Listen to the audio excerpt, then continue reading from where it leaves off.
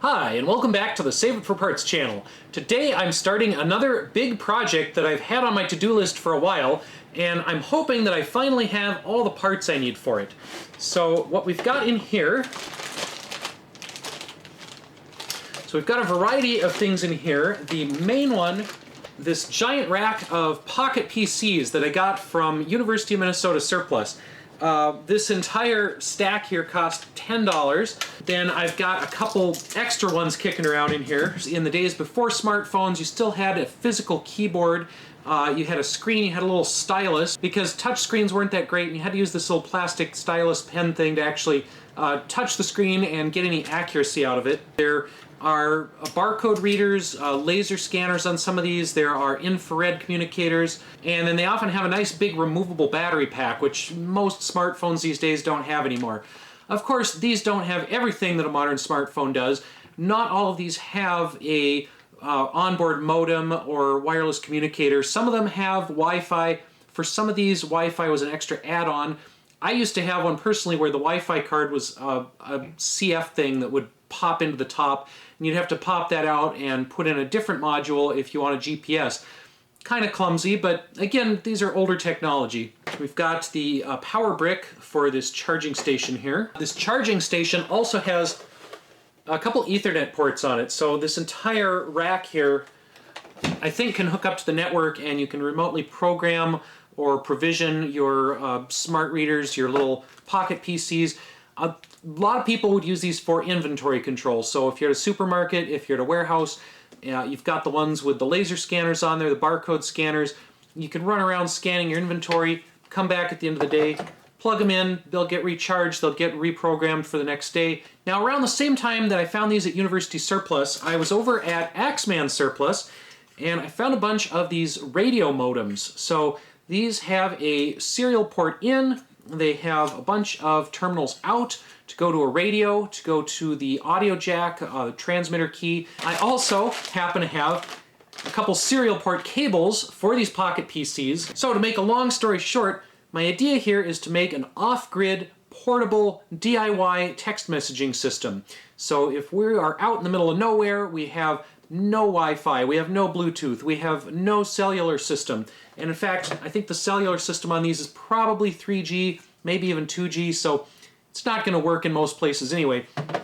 But if we can DIY something up where we can send text messages from these guys, and again, the little physical keyboard is great for that. You don't have to hunt around on the screen to find your keys. You can type stuff in theoretically quickly with this hardware keyboard, send that through the serial port modem, send it through a radio, and you have a large and fairly inconvenient text messaging device. Now, yes, there are companies that make off-grid text messaging communicators.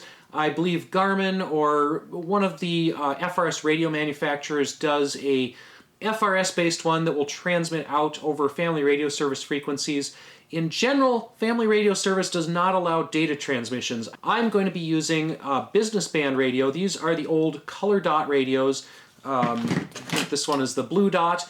And these are pretty much unrestricted. You can do basically whatever you want with these. You don't have to have a license. There's no minimum age requirement. You can send data over this. As long as you stay with the original factory radio, you don't soup it up or amplify it. These fall within the power levels and frequencies that are allowable to do a lot of experimenting. So in some ways, this business band is much more open to very, very amateur radio experimenting, even more so than amateur radio, because for amateur radio, you need a license, you have to transmit your call sign, you have to jump through certain hoops, you have to use certain protocols. With these business band things, anyone can do it. You don't need any kind of a license. I do have a ham radio license, but when I'm screwing around with oddball stuff like this, when I'm doing things that aren't necessarily normal, even for ham radio, yeah, I'm going to use something with even fewer restrictions. As I mentioned, there are some other personal communication, off-grid communication devices. There's LoRa, there's mesh network stuff. There's even some satellite-based off-grid communicators that will send messages up to Iridium satellites, up to Orbcomm satellites, or even Inmarsat if you have a big enough antenna and a powerful enough transmitter. All of that stuff costs money. Probably everything on this table cost me under $50. And actually, I think these might have cost less than I thought, because just one of these standalone units was 50 cents from U of M Surplus. Donnie has spotted a box, and thus an opportunity, because as anyone with a cat knows, if he fits, he sits. Alright, first off, we're going to power up this charger and see how many of these actually work. This MC65 unit seems to be stuck in a boot loop. It keeps restarting.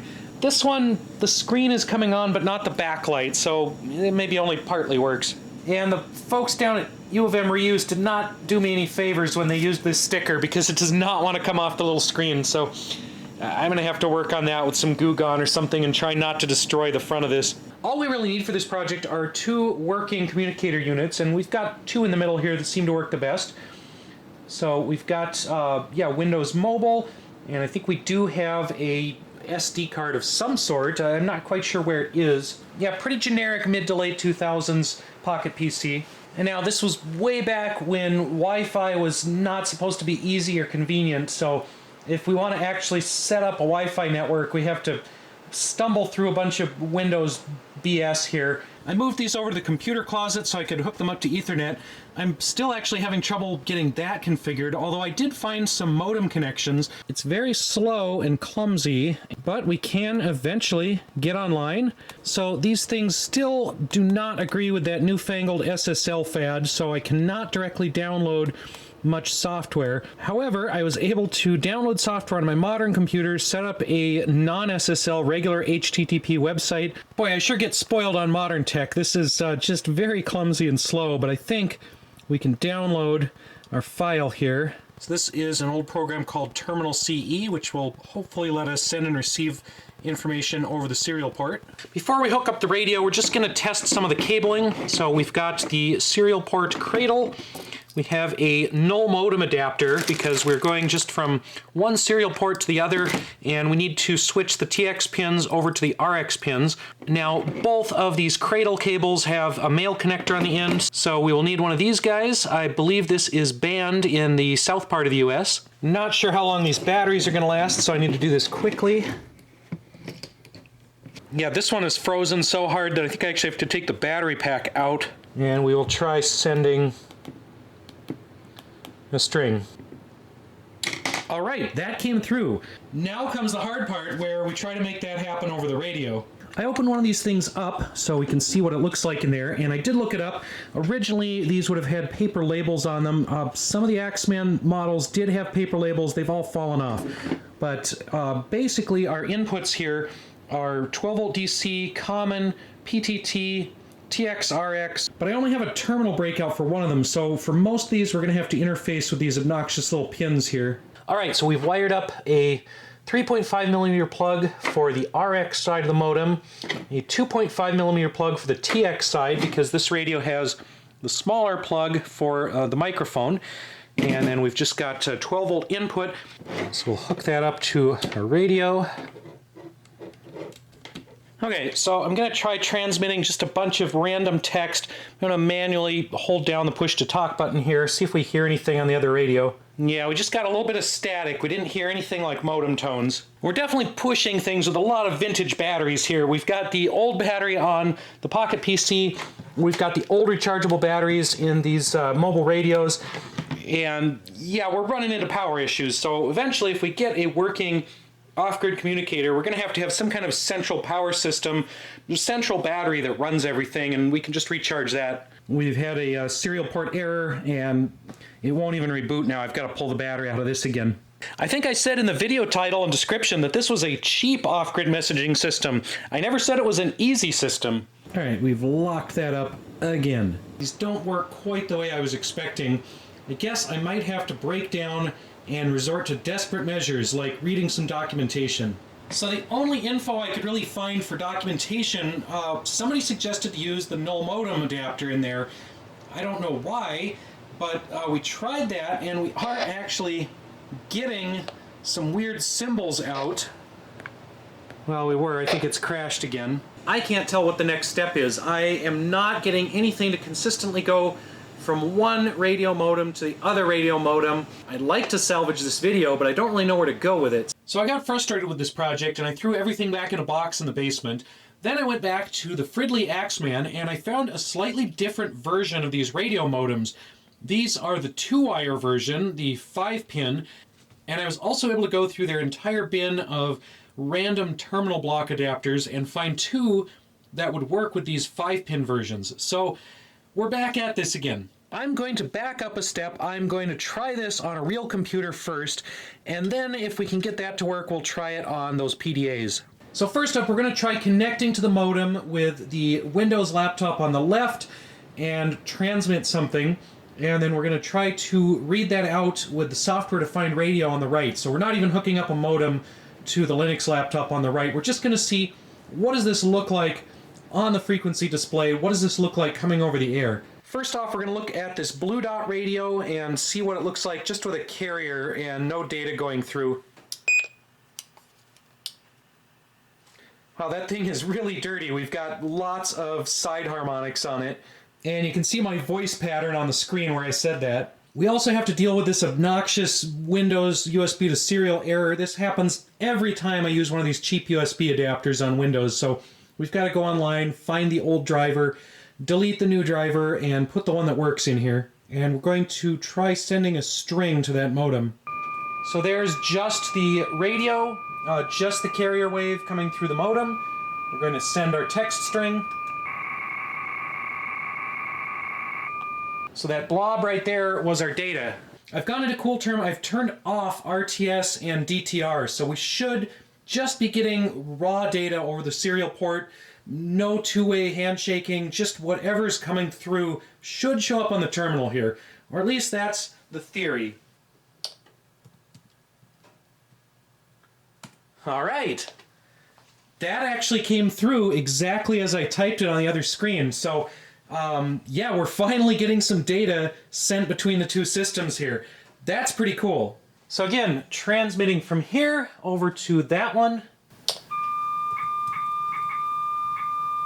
Yeah, that's the other problem with these little radios, is the squelch is very sensitive, and if I unplug it, yeah, so we're just hearing static, and the terminal is trying to interpret that static into nonsense. And these little business band radios are just atrocious at squelch control.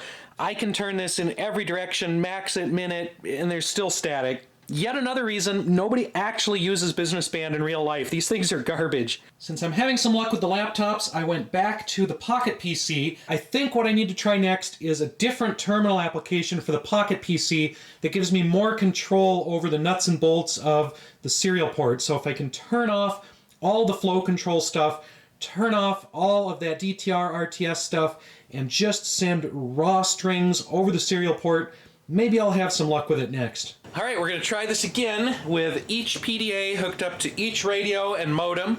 I feel like this is getting close to the final form of this project. Since that other terminal program wouldn't let me turn off flow control, I've downloaded this other thing called Mobile VT, and this is something the 90s and 2000s kids called shareware. So if I like this software after a couple weeks, I'm supposed to send 30 euros to some guy in Italy. I'm sure he'd be blown away to get any money in these days by anybody still using these things. Using COM1, that's our FTDI port here. We're going to go all the way back down to 300. Now this one actually goes as low as 110. I know the radio and modems will do 1200 baud, but I've had better luck at 300 so far, so we're going to stick with that. And we are going to use no flow control. Looks like our shareware expires in 2009, but that's fine because the Pocket PC thinks it's 2009. On the downside, I can't get out of this about screen once I'm in it, so yeah, I don't know if I want to send Daniel Perazzi 30 euros because I can't get out of his about screen, so I don't think much of his programming. Fortunately, I just happen to own 2 of these things because I'm a massive hoarder, and this is actually the first time I've had to use either of them. Okay, I got this one to connect with the old application, the Terminal CE, but now we're just getting gibberish again. I think the squelch has gone out on that radio yet again. It'll work if I put my hand over the radio, but if I take my hand away, yeah, it just goes back to receiving garbage. Now, if anyone was going to actually use this system in quote-unquote real life, you would not use the business band radios. You would use something like a 2-meter ham radio or a Baofeng radio on ham frequencies or on another licensed frequency that you're allowed to use. The only reason I'm using the business band is because I'm sending just random garbage data here. I'm not using my call sign. I'm not using proper ham radio protocols. So yeah, I'm screwing around with stuff that would make amateur radio people upset. It would make me upset if I heard people screwing around with this on an amateur radio channel that I was trying to use. So the business band allows that. So we're doing it on there as a testing and implementation setup. If we could get this to work, it'd be fun to actually use packet radio, which is the official accepted ham radio equivalent for sending data over a amateur radio channel. I actually have not found a packet radio program for these Pocket PCs, or at least not one that works properly. So that's another reason that I can't use an actual ham radio, because the software doesn't quite exist for this particular model in a place I can still find it on the internet. Okay, I'm getting fairly tired of this, but let's try it one more time.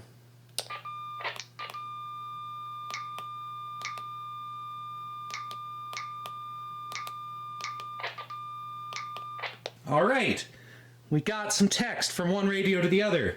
My typing isn't great, and we had some interference, but we got the word testing to go over the radio modem from one Pocket PC to the next.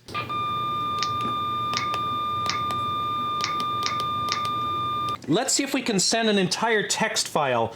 If I go over here, we have the option to load a text file, and we've got a couple of these in memory, so let's go ahead and send Sarah from this unit over here.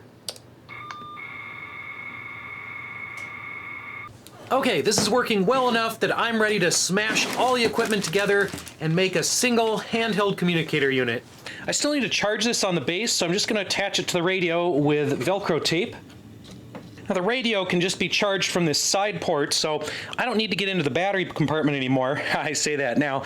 So that can be glued directly onto the serial modem, and then to power the whole stack, we have this little battery pack from my CyberDeck that also already has some Velcro tape on it, so we can slap that onto the back of the modem. So there we go, a portable, off-grid, radio-based text message communicator. And yeah, the whole thing fits in the palm of your hand. So I think this is going to be the next big thing in mobile communications. People are going to be throwing away their iPhones, they're going to be throwing away their Androids, and they're going to go with the save it for parts radio-based mobile text messenger. Invest today. The whole thing weighs in at just over 3 pounds, or about 1.5 kilograms for the foreigners. And best of all, this actually works. I can really send text messages from this abomination to that thing completely wirelessly.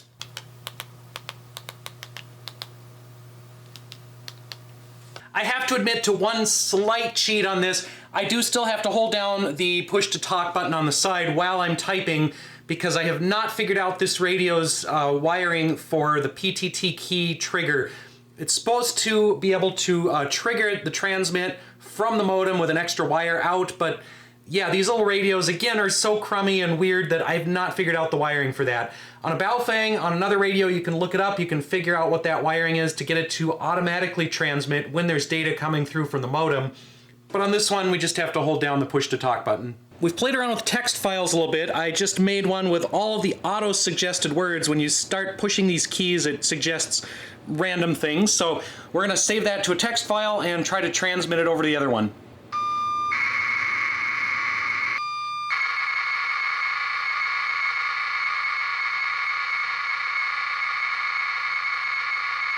I think I've accidentally invented a portable numbers station. I could send all kinds of wacky code words over this thing. Now I noticed that it does just keep sending that file forever because there's no flow control. It has no feedback from this unit saying that it's received the file successfully. So it pretty much just keeps trying until I reboot the sending unit. So even though this looks completely ridiculous, this right here is exactly what I was trying to make in this video. And now that we have it working, I could do the same thing with the other Pocket PC. I could make another handheld unit like this, but where's the fun in that? Let's do something a little bit different with this one. So I showed off this GIS backpack in another video. It's pretty much perfect for a mobile radio rig. It's got these pockets on each side for antennas. It's got space for a battery.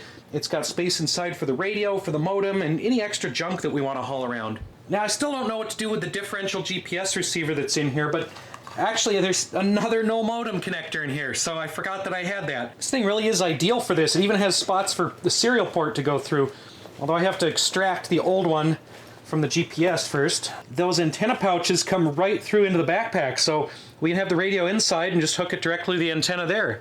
And there's a little Velcro pouch for the radio. And we just hook up our terminal here. So now we can type stuff in here, goes out through the radio in the backpack. And to complement that, how about we do a stylish Velcro wristband combined with Velcro on this. Now I have an arm-mounted communicator. As ridiculous and impractical as this whole rig is, I have to say that's pretty rad.